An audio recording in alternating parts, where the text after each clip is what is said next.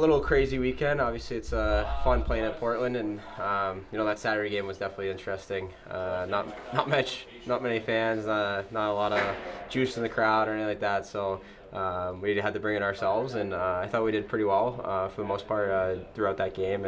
But yeah, I think looking down the stretch, I think you just start realizing that it's limited games down the stretch here with this group, and you really just want to keep it as long as possible for the group.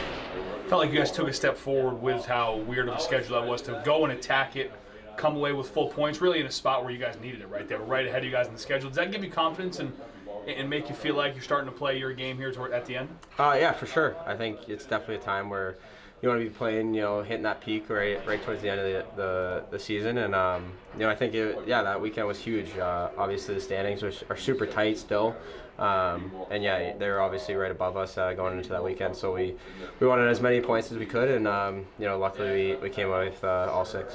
How do you guys view how crazy and tight it is right in the middle there? Is that something you guys even think about, or are you guys just focused on Vermont?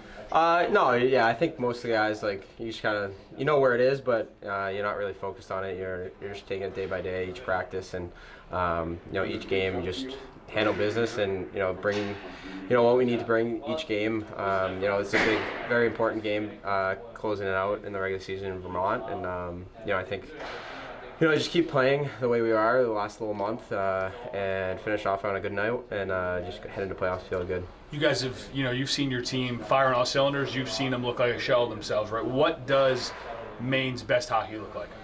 Yeah, I think it's just when we're managing pucks through the neutral zone and committing to the hard plays or the plays that, aren't going to stick out in all these skill plays or anything like that.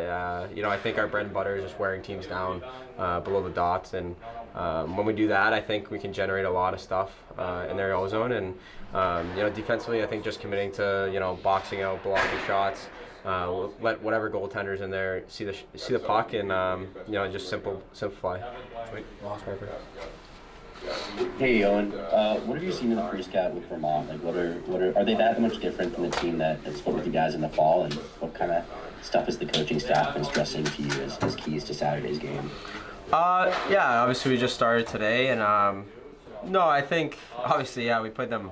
Feels like forever ago, but no, I think they're a hardworking team. Obviously they always have 5 guys in the picture, always working hard to get back, and I think obviously down the stretch it's just everyone's gonna be working hard, everyone's gonna give their extra, just really just hold on to pucks, who's gonna break first and generate something in the ozone.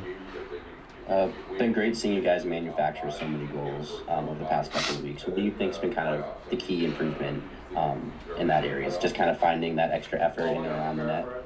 Yeah, I think it's all the above. I think we've really been preaching keeping the puck below the dots and kind of working as a line really below the dots, and when you get the opportunity, that causes their wings to come down and play a little tighter to the net. So then we can work it up to the D, and the D have been doing a great job getting pucks through into the net and just kind of causing havoc. And I think when that happens, there's rebounds all over the place, and luckily we've been able to put some home and get some good goals.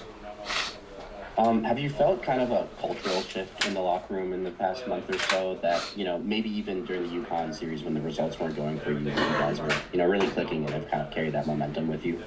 Yeah, for sure. I think, obviously there's definitely been some ups and downs throughout the whole year, which, you can look at it a couple different ways, but I think, we're trying to look at it as we've learned a lot throughout the year, and, we know how to attack certain scenarios when things are going really well and things are going, not really well, I guess you want to call it. But no, I think, our culture in that room has definitely been growing a lot the second half, and like you said, that UConn series is really kind of the turning point where the results weren't there, but we were really happy with our game and knew stuff was going to start falling for us at some point. That's kind of how the hockey gods kind of work a little bit.